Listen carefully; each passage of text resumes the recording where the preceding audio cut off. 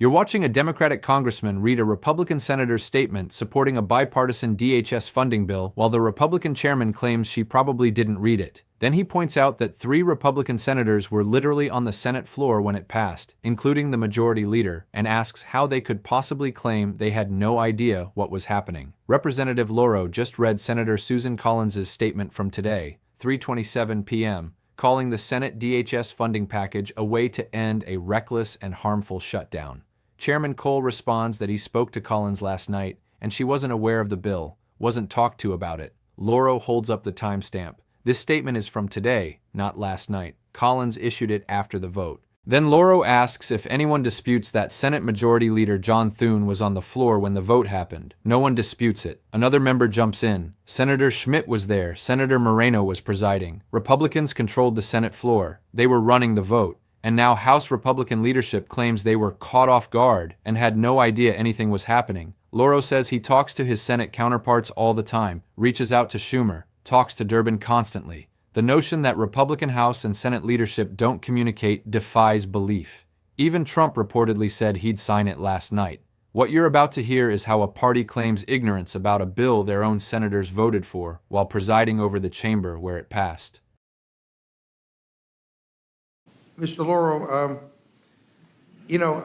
if we were to bring the Senate bill to the floor that is similar to your bill, do you believe that any Republicans would support the bill? I really do. I think there would be bipartisan support because it is, and this is not self-serving. I believe it was a reasonable approach to dealing with what is a difficult problem where people had real concerns about ICE and CBP, but no one really wants to hold hostage whether it is FEMA, Coast Guard, TSA, cybersecurity, etc. I also might add, and I'm going to quote Senator Susan Collins, who was chair of the Senate Appropriations Committee. This is her statement on the Senate vote to pass the Department of Homeland Security funding package. Passage of this package brings us closer to ending a reckless and harmful shutdown. Today's action moves us closer to ending the shutdown, which has caused chaos. It is moving. It says this is the way we need to move forward. And is Susan Collins a Republican? Yes. And do you believe that she's familiar with the bill that the Senate passed last night?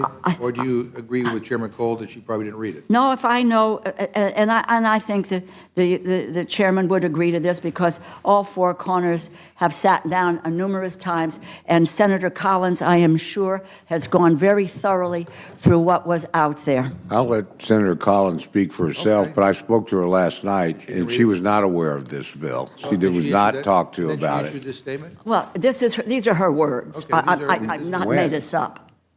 This is today, 3/27/26, Washington, D.C. Senator today. Collins' statement on What, passage of DHS so funding this year, package. it's this day, this today? moment. Is today the 27th? That's an interesting observation. Whoa. And does anyone dispute the fact that reports say that when this vote took place on the Senate floor last night, that the Republican Senate Majority Leader, John Thune, was on the floor? And he doesn't know anything about what's in the bill? Give me a break. Anybody dispute that? No. Because, Would the gentleman yield? yeah, happy to yield. Well, not just Senator Thune, but Senator Schmidt was on the floor.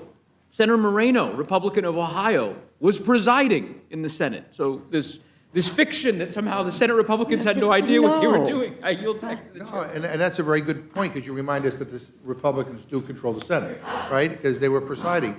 And I don't know whether, Speaker Johnson, has one of these devices. Like, everybody has them now. And you can communicate with one another. And the House Majority Leader, or the Republican leadership. It's hard for me to believe that the Speaker and the Senate Majority Leader don't talk, or that Republicans don't talk to their Senate counterparts. I will tell you, as a Democrat, I talk to my counterparts in the Senate all the time. I've even reached out to Senate Minority Leader Schumer on occasion. I talk to Senator Durbin. I talk to them all the time about stuff that I'm concerned about. And the notion that the Republican House leadership was just caught off guard, that they had no idea that anything was happening. I mean, Crazy. I said at the beginning that I think this leadership is, the House leadership is incompetent, but that even goes beyond incompetence. I just can't, that defies belief. And that the White House somehow had no clue that this was going on. And again, we have reports that Trump was saying, I would sign this Said he would sign it. last night. Let me just. Can I just say this one thing? I was nervous because, and this is a couple of days ago, Senator Cruz was all over this. I said, my God, Senator Cruz and I have very little in common. And we were agreeing on the same direction in which to go in. So people understood and knew what was in this bill. I would just close with this. You know what? We can hide behind process. We can hide behind, all kinds of procedural rhetoric. And that's what ends up, that's what usually happens when my Republican friends don't want to talk about the real consequences behind what they're doing. What I care about are the people who are getting screwed, the people who are being jerked around. The TSA agents who aren't getting paid, the Coast Guard, the FEMA. I care about FEMA. I said this on the House floor, and my Republican friends say they care about FEMA, yet they said nothing when Kristi Noem wanted to zero out the agency and eliminate it. But we'll save that for more discussion later. What happened in that exchange wasn't just partisan disagreement about a bill. It was a demonstration of how claiming ignorance becomes a political strategy when your own caucus's actions contradict your opposition, and why that strategy falls apart when the evidence of coordination is documented in real time. If you understand what Lauro proves and what Republicans claim, you'll see how institutional amnesia works when it's convenient. Start with the Susan Collins statement. Lauro reads it verbatim, time-stamped at 3:27 p.m. today, calling the Senate DHS funding package necessary to end a reckless and harmful shutdown. Chairman Cole responds that he spoke to Collins last night and she wasn't aware of the bill, wasn't consulted, but Lauro's evidence isn't from last night. It's from today, after the Senate vote, issued by Collins herself. Cole is claiming Collins didn't know about a bill she later publicly endorsed. That's not a communication breakdown. That's selective amnesia about what happened between last night and this afternoon. The timeline matters. Cole says Collins wasn't aware when he spoke to her last night. But the vote happened, Collins assessed it, and issued a statement supporting it today. Cole is treating his conversation from yesterday as if it disproves her statement from today. That's either deliberate misdirection or a fundamental misunderstanding of how evidence works.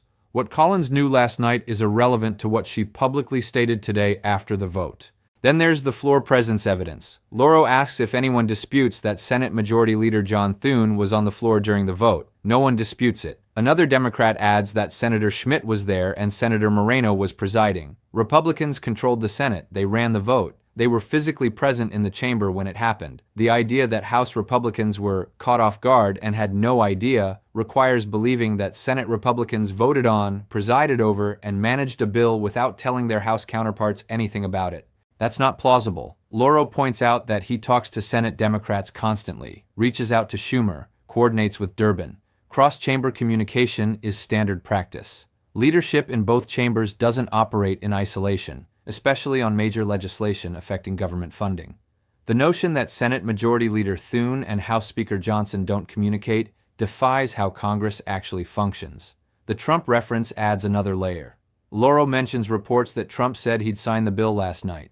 If true, that means the White House was aware, expressed support, and House Republican leadership still claims they were blindsided.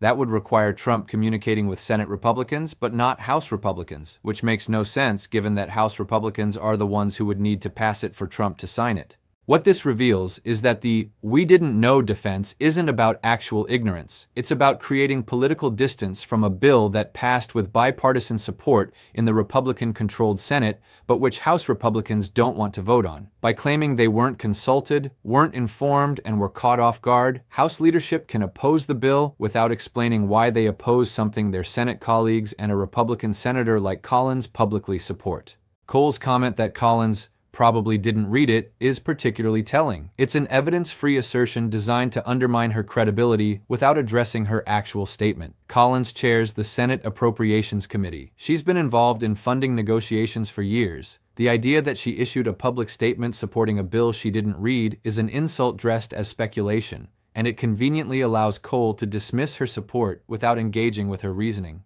Lauro's final point cuts through all of this. He says, Republicans hide behind process and procedural rhetoric when they don't want to talk about consequences. Who's getting hurt? TSA agents not getting paid, Coast Guard working without paychecks, FEMA stretched beyond capacity. Those aren't procedural abstractions. They're real people experiencing real hardship because Congress can't pass a funding bill that a bipartisan Senate majority and a key Republican appropriator publicly support. The competence versus strategy question is also revealing. Lauro says House leadership is either incompetent or lying about being caught off guard. If they're incompetent, they failed to maintain basic communication with their Senate counterparts on critical legislation. If they're strategic, they're pretending ignorance to avoid accountability for opposing a bipartisan solution. Either way, the dysfunction serves the same purpose: delay without responsibility. If any of this concerns you, recognize that claiming ignorance only works when the public doesn't have access to timestamps, floor records, and public statements. Lauro brought receipts. Collins' statement from today, confirmation that Republican senators were on the floor, reports of Trump's support. The defense isn't that House Republicans didn't know. It's that they're pretending not to know to avoid explaining why they won't vote on what their own party already passed.